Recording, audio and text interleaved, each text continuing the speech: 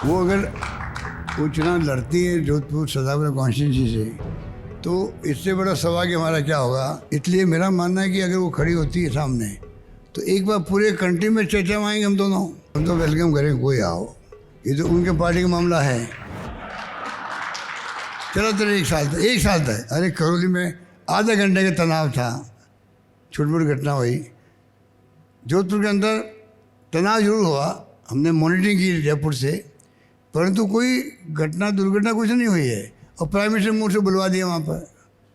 तो इस प्रकार का जो है ना, मीडिया को भी चाहिए कि जो सत्यता है उसके आधार पर आप खुल के आलोचना करो, हम स्वागत करेंगे। जोधपुर से जुड़ा आखिरी सवाल। भारतीय जनता पार्टी में इस बात की चर्चा हो रही है खबरों के मुताबिक कि आपकी कॉन्स्टिट्यूएंसी सरदारपुरा से आपके खिलाफ भारतीय जनता पार्टी से वसुंधरा राजे सिंधिया चुनाव लड़ सकती हैं। पार्टी इस तरह का कह सकती है। क्या प्रतिक्रिया है आपकी? मुश्किल होगा मुकाबला? कमाल है। अगर वो चुनाव लड़ती है जोधपुर सदापुरा कॉन्स्टिट्यूंसी से, तो इससे बड़ा सवाल हमारा क्या होगा।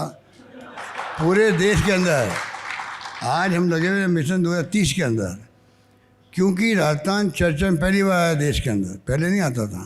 पहले अकाल पड़ते हैं, सूखे पड़ते हैं, पिछड़ा हुआ प्रदेश यही बात होती थी, सामाजिक राजनीतिक आर्थिक रूप से। अब बदल गया सीनियर यहाँ पर। शानदार गवर्नेंस दी हम लोगों ने, शानदार कानून पास किए, शानदार इंफ्रास्ट्रक्चर बनाया और शानदार सोशल सिक्योरिटी की स्कीमें दे रहे हैं हम लोगों को। बदल गया है, पूरे राजस्थान बदल गया है। इसलिए मेरा मानना है कि अगर वो खड़ी होती है सामने, तो एक बार पूरे कंट्री में चर्चा में आएंगे हम दोनों। और उसी बहाने राजस्थान चर्चा में जाएगा। जो मैं चाहता हूँ हर मुद्दे पे राजस्थान चर्चा में रहे देश के अंदर, नहीं सर, डिबेट होनी चाहिए।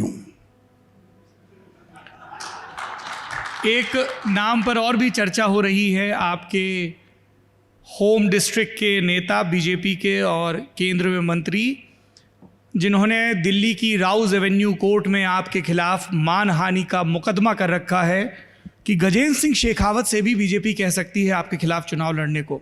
वो कैसे उम्मीदवार साबित होंगे? जोरदार प्रतिद्वंदी? हम तो वेलकम करें, कोई आओ, ये तो उनके पार्टी का मामला है। किसको उम्मीदवार बनाते, मोदी जी या उनके बीजेपी प्रेसिडेंट, उनके ऊपर है। पर मुकदमा मेरे खिलाफ क्या है, सच्चाई है। और मैंने उसको वेलकम किया, क्योंकि एक मुकदमा किया गया है। 1.5 लाख लोग बर्बाद हो रहे हैं, बेचारे परिवार भूखे मर रहा है। 5 लाख 25 लाख 50 लाख 2-2 करोड़ रुपये डूब गए उनके।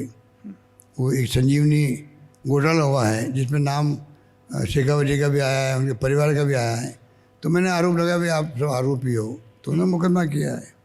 परंतु मेरा मानना है कि मैंने कहा भाई कि चलो आप इसी बहाने मुकदमे के बहाने ही ये जो गरीबों का पैसा है उसके लिए केंद्रीय मंत्री को आगे आना चाहिए कि पैसा वापस कैसे मिल सके उन लोगों को। उनका दर्द देखा नहीं जाता। जब मुझसे 3 बार मिले, वो आंखों में आंसू आ जाते हैं। बूढ़े लोग, औरतें, उन्होंने देखा अच्छा रिटर्न मिलेगा हमें, तो उन्होंने जम के पैसा लगा दिया वहाँ पर, गहने बेच करके, मकान बेच के, कुछ भी कर दिया होगा। अगर आप भी एक बार उनके साथ में अपनी ललन टॉप से बात करो, बुला करके उनका एक शो कर लीजिए, आप तो मालूम पड़ेगा आपको वास्तव में क्या स्थिति हुई है। इसलिए मैंने वो कमेंट किया था। और उनका अधिकार है केस करने का। तो मुकदमे में जाते हैं आप पेशी पे? मैं बिल्कुल जाता हूँ, जाते हैं। 5 पेशी अटने कर चुका हूँ। 5 पेशी हो चुकी हैं? 5 पेशी अटने कर चुका हूँ VC के जरिए। अच्छा, मेरा पूरा विश्वास है जुडिशरी पर।